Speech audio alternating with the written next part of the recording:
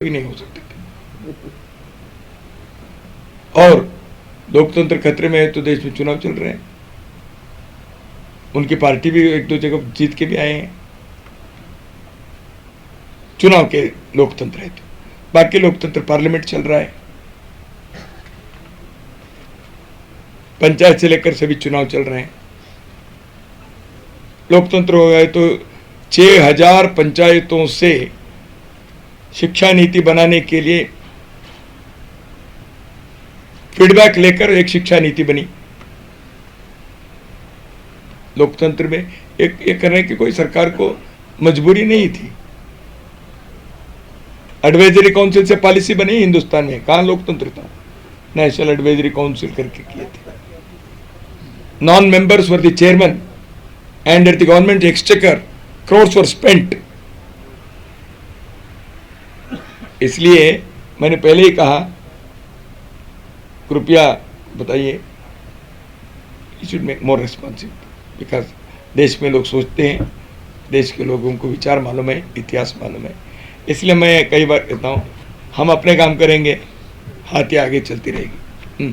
जनसंख्या नियंत्रण के बारे में संघ ने नहीं कहा है, जनसंख्या असंतुलन के बारे में हमने कहा है, डेमोग्राफिक इम्बैलेंस के बारे में पिछले बार हमने प्रस्ताव पारित किए। We stand by that. देश में असंतुलन डेमोग्राफिक के होने के कारण कई प्रश्न उठते हैं, इसके बारे में सुप्रीम कोर्ट ने कहा है। टी.एन. शेषन जब इलेक्शन कमिश्नर थे उन्होंने कहा है, महात्मा गांधी जी ने भी कहा था। तो डेमोग्राफिक इम्बैलेंस के बारे में हिंदुस्तान में आरएसएस के नहीं थे ऐसे सैकड़ों लोगों ने कहा है। डेमोग्राफिक स्टडी करने वाले लोगों के इकोनॉमिस्ट बाकी लोगों ने कहा है, वो देखना चाहिए लोगों को। संघ कोई नई बात नहीं कह रही है, ये सारे हमने कहा है। Rajeshwar ji, who was the governor of Assam and later on in Uttar Pradesh, who was not an RSS Swayamsevak, and he spoke about the demographic imbalance which is dangerous for the country's development. इसलिए बहुत सारे ऐसे हैं, मैं इन सारी चीज़ों को विस्तार से नहीं कहूँगा। और आपने हिंदू राष्ट्र के बारे में संघ ने बहुत पहले कहा है, एक कल्चरल कॉन्सेप्ट है, ये थियोक्रेटिकल नहीं है।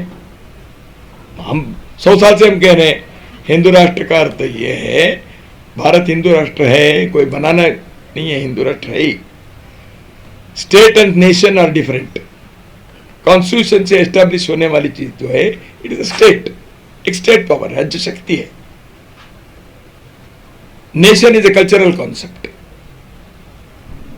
इसलिए भारत के नेशन जो है यह हिंदू नेशन है, यानी यहाँ के कल्चरल कॉन्सेप्ट जो है वो इस देश के, उसको हिंदू कहो, इंडिक कहो, आर्य कहो, सनातन कहो, देयर आर 100 नेम्स, वो हिंदू राष्ट्र है। इसलिए थियोक्रेटिक स्टेट नहीं हुई है तो क्या हुई? इनके बारे में चर्चा पहले भी हुई है, हमारे राष्ट्रीय कार्यकारिणी बैठक अक्टूबर में हुई थी प्रयाग में, ये सारे चर्चा किए हैं, उसके विषय यहाँ रखा है। मैंने जो रिपोर्ट इसमें कहा है, इसमें प्रारंभ में मैंने कुछ बातें बताई भी है, अंत में भी बताए हैं। वर्तमान परिदृश्य में आपने बताया ये हो रहा है, आपने बताया कि हमने कोई ऐसी चर्चा यहाँ नहीं की, करते भी नहीं हम, वो अपने क्षेत्र में करते हैं। संघ के स्वयंसेवक अन्य अन्य क्षेत्रों में काम करते हैं, राजनीतिक क्षेत्र में भी करते हैं, इसलिए उनको हमने यहाँ बुलाया था। और ये परंपरा 50 साल से भी चल रही है, और इसलिए वो उनका कोई उन्होंने विषय भी नहीं रखा। बाकी जैसे सभी संगठन के हैं, संघ के कार्यकर्ताओं के इनिशिएटिव से जो काम चल रहे हैं वो यहाँ आते हैं, सब सुनते हैं। इसके समय में अनौपचारिक बातचीत होती है, और यहाँ किसी चुनाव के बारे में हमने चर्चा नहीं की। उन्होंने स्वाभाविक रूप से वहाँ के संगठन मंत्री ने यहाँ उनके पर, जैसे बाकी संगठन ने भी 2-3 मिनट कोई विशेष उपलब्धि है उसको बताया, उन्होंने भी कुछ विषय ऐसे बताया। चर्चा किसी विषय, किसी भी संगठन के, संस्था के जो 2-4 मिनट यहाँ कोई बताएंगे उस पर डिस्कशन नहीं करते। डिस्कशन संघ की शाखा काम पर होता है। देश के बारे में बहुत सारी बातें आपने करी, देश के लिए बहुत कुछ करना है। आज परिवारों में बहुत भ्रांतियां जन्म ले रही हैं, पिता और माता का, पिता और पुत्र का ये रिश्ता कहीं ना कहीं तार तार हो रहा है। हम लिखते हैं उनको, तो इसके ऊपर कोई कार्यक्रम क्या कर रहे मैंने हैं? बताया परिवार प्रबोधन का, परिवार के अंदर सामंजस्य, परिवार एक रहे इस दृष्टि से आग्रह, ये मैंने बताया। अपने फैमिली के बारे में आज दुनिया भर में इसकी चर्चा हुई है और हिंदू समाज को तो गर्व से कहना चाहिए कि हम दुनिया के लिए फैमिली सिस्टम को एक आदर्श के रूप में हम दे सकते हैं। कई कारणों से एक्सटर्नल इंटरनल रीजंस कुछ समस्या परिवार में हो सकती है, लेकिन हम इस विषय के बारे में परिवार प्रबोधन से करते हैं। बहुत अच्छे प्रयोग भी परिवार के सामंजस्य को बनाए रखते हैं। उन्होंने 20 यूनिवर्सिटी के बारे में भी भारत सरकार ने सोचा, उसको वर्ल्ड क्लास यूनिवर्सिटी बनाने का मैं स्वागत किया था।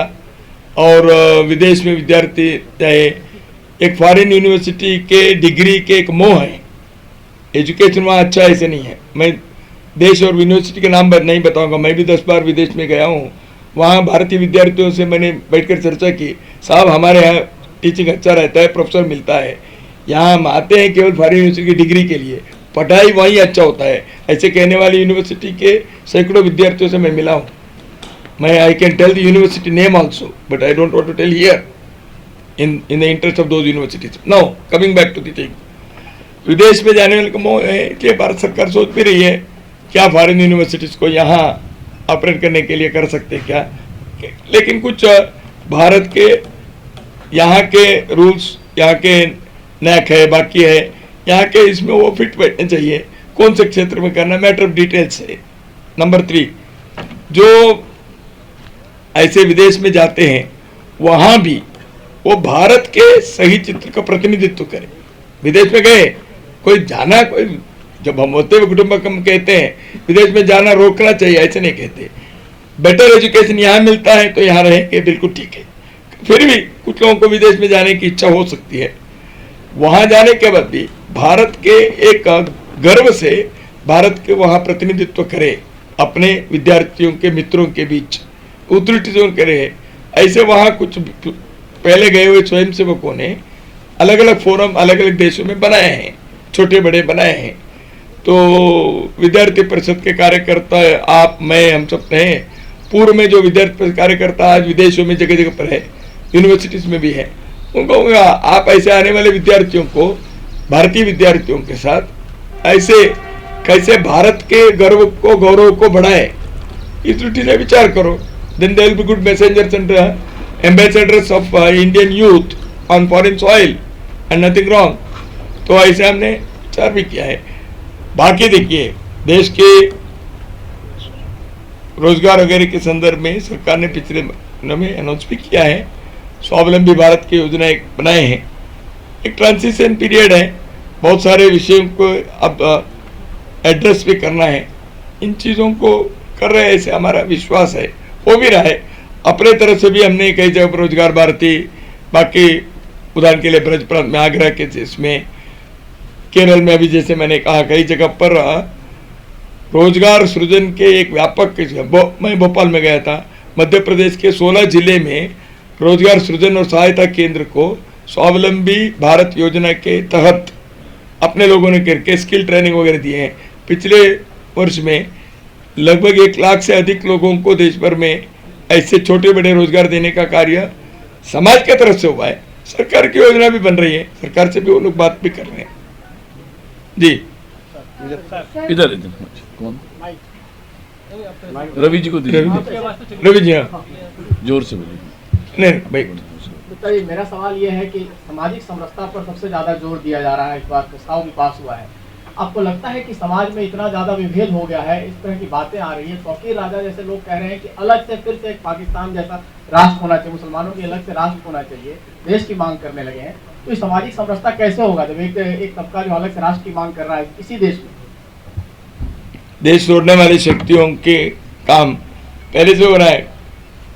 भारत को टुकड़े टुकड़े करेंगे, इस यूनिवर्सिटी के कैंपस से ही लोगों ने बोला है, लेकिन लोगों के एक जवाब भी उसको मिला है, ऐसे नहीं हो सकता।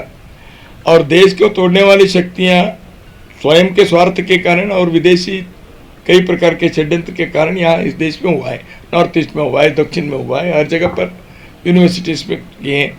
लेकिन उसके जवाब देने वाले लोगों की संख्या भी कम नहीं है, ताकत भी है। इसलिए संघ के स्वयंसेवक भिन्न भिन्न क्षेत्रों में इस विषय को विरोध करने का, काउंटरिंग करने के आर्गुमेंट्स, नैरेटिव बिल्डिंग, इसे मैंने कहा ये है। और कानूनी कुछ करना है को देश के साथ विरोध करने का जो अपराध करते हैं उसको सरकार कानूनी कार्रवाई करेगी। संघ के तरफ से हम क्या करेंगे, समाज में एक वातावरण उत्पन्न करेंगे, चर्चा करेंगे, डिबेट, बहस से ये गलत है ऐसे करेंगे। जहाँ ऐसे होता है अपने इसमें सावधानी रखने के लिए प्रयत्न करते हैं। सामाजिक समरसता के दो, एक है हिंदू समाज के अंदर तथाकथित जो हिंदू समाज है इसके अंदर के ऊंच नीच, छुआछूत, जाति भेद ये दूर करने का एक बड़े, इसके लिए समाज के धार्मिक नेतृत्व, साधु संत महाराज, पीठ, आश्रम, इनसे भी हम चर्चा कर रहे हैं। तो इसलिए एक बार अपने इन आने वाले कुछ वर्षों में हमें यह अस्पृश्यता, हिंदू समाज के जो शाप है, कलंक है, इसको दूर करना चाहिए।